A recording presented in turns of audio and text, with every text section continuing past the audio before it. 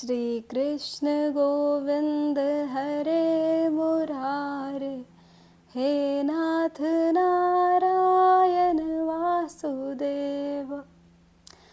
आप सभी को जन्माष्टमी की बहुत सारी शुभकामनाएं। और आज मैं आपको एक ऐसा रिचुअल बताने वाली हूँ, एक ऐसी विधि बताने वाली हूँ कि आप जन्माष्टमी के दिन जिन भी 3 इच्छाओं को मांगोगे, आपकी 24 घंटे के अंदर वो 3 इच्छाएं पूरी हो जाएंगी। और वो रिचुअल्स क्या हैं और इससे पहले जिन्होंने किया है उनकी हर एक मनोकामना पूरी हुई है, चाहे फिर वो मैंने आपको शिवरात्रि से रिलेटेड बताया हो। और अगर यही भी आप करोगे, पहले भी जिन्होंने वो चीज़ की थी उनकी मनोकामना पूरी हुई है, और अभी भी आप इस चीज़ को जो करोगे आपकी हर एक मनोकामना पूरी होगी। आपको क्या करना है कि आपको एक बांसुरी लेनी है और उस बांसुरी को आपको अपनी कोई भी 3 विशेष को बताना है। और वो 3 विशेष बताने के बाद आपको इस तरीके से इमेजिन करना है कि वो चीज़ें हो चुकी है। आपको इतना स्ट्रांगली उस चीज़ को अपने सामने इमेजिन करना है कि वो चीज़ हो चुकी है, और ये करने के बाद आपको उनको थैंक करना है कि थैंक यू भगवान, आपने मुझे ये चीज़ दी, आपने मुझे इतना अच्छा जीवन दिया, आपने मुझे इतना अच्छा हर चीज़ दिया जो चीज़ मैंने आपको मांगी। मेरे ज़िंदगी में आज किसी चीज़ की कोई भी कमी नहीं है, चाहे वो पैसा हो, चाहे वो कुछ हो, चाहे कुछ भी हो। और एक बात को आप यकीनन ये बात ध्यान रखना कि जब आप कोई भी चीज़ विश्वास के साथ मांगोगे वो ज़रूर पूरी होगी। और आप ये मत सोचना, बाउंडेशंस मत लगाना कि ये चीज़ नहीं हो सकती, ये भगवान कैसे करेंगे, वो कुछ भी कर सकते हैं।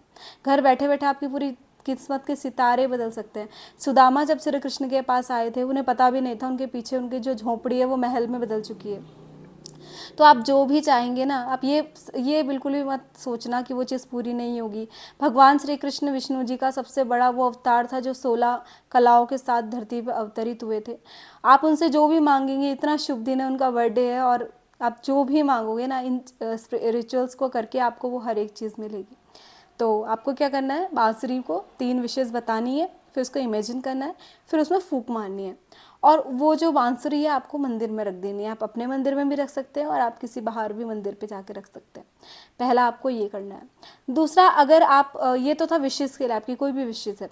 सेकंड है, अगर आप मेंटली स्टेबल नहीं हो, आप इमोशनली बहुत वीक हो, आपकी लाइफ में प्रॉब्लम्स बहुत सारी चल रही है, आप मेंटली स्टेबल नहीं हो पा रहे हो, आप इमोशनली काफ़ी कमज़ोर हो चुके हो, तब आपको क्या करना है, आपको 108 बार ये मंत्र पढ़ना है, श्री कृष्ण गोविंद हरे मुरारी, हे नाथ नारायण वासुदेव।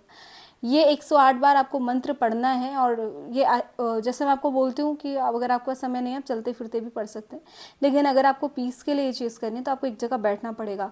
ज़रूरी नहीं है मंदिर में बैठो, हाँ, लेकिन अगर आप मंदिर में बैठो तो आपको एनवायरनमेंट वैसा मिल जाता है, तो उस वक्त ध्यान लगाना थोड़ा सा आसान हो जाता है, क्योंकि जब आप इधर उधर होते हो तो आपका दिमाग खुद इधर उधर जाता है।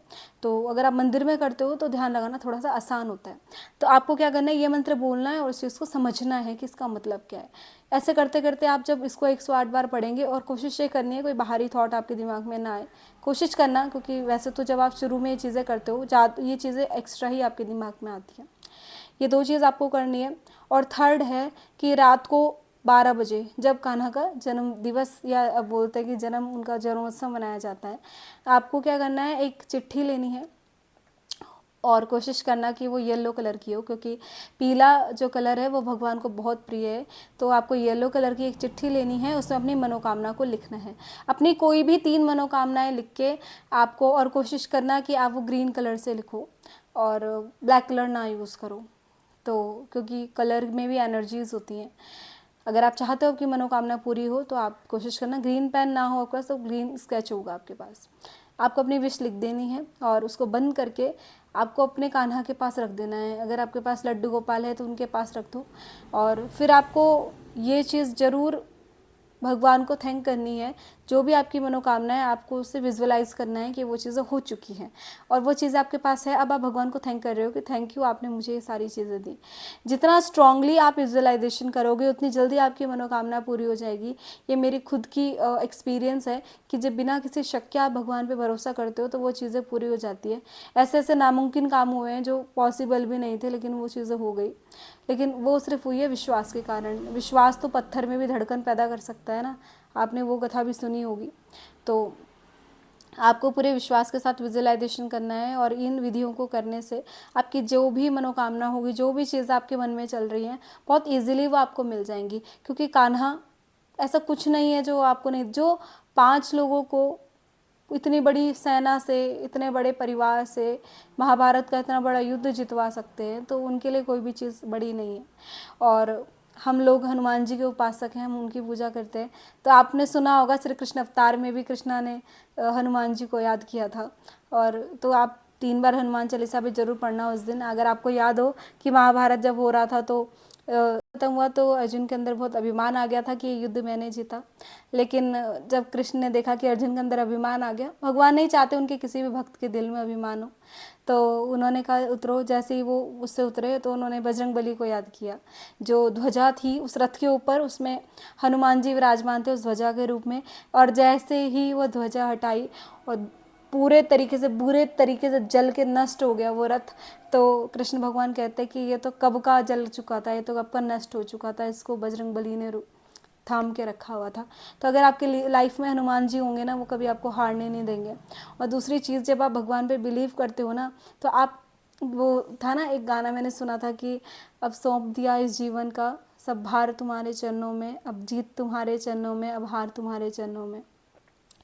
कि जब ज़िंदगी ही आपके चरणों में है, लोग तो सब चीज़ें देते हैं, भगवान को प्रसाद चढ़ाते हैं, कुछ चढ़ाते हैं, आप अपना जीवन ही उनके चरणों में रख दो।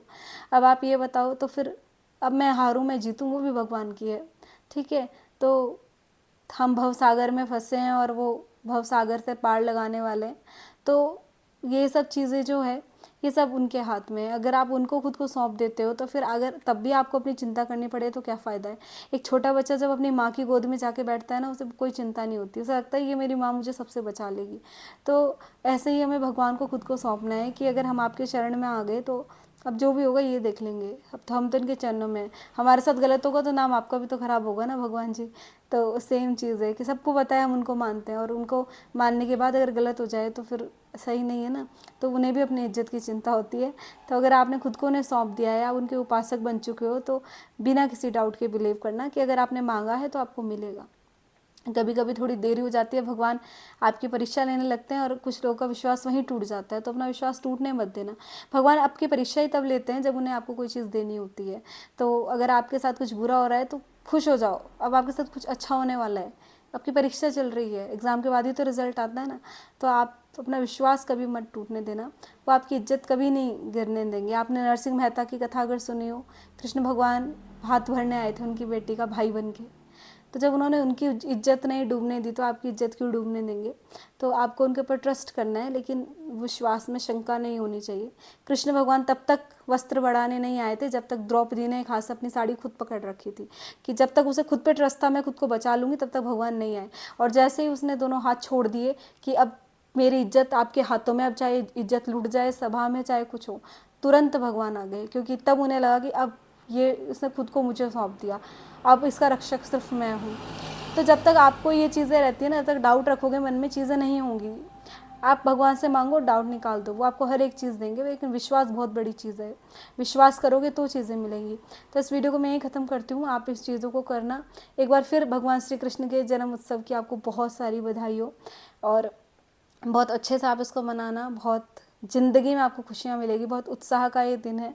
हमारे भगवान इस दिन धरती पे आए थे। तो फिर से मैं आपको जन्माष्टमी की बहुत बहुत बहुत सारी शुभकामनाएं। भगवान आपकी ज़िंदगी के सभी दुखों को ख़त्म करके आपकी ज़िंदगी में हर एक वो चीज़ दें जो आपको चाहिए। धन्यवाद। राधे राधे। जय श्री राम, जय बजरंगबली।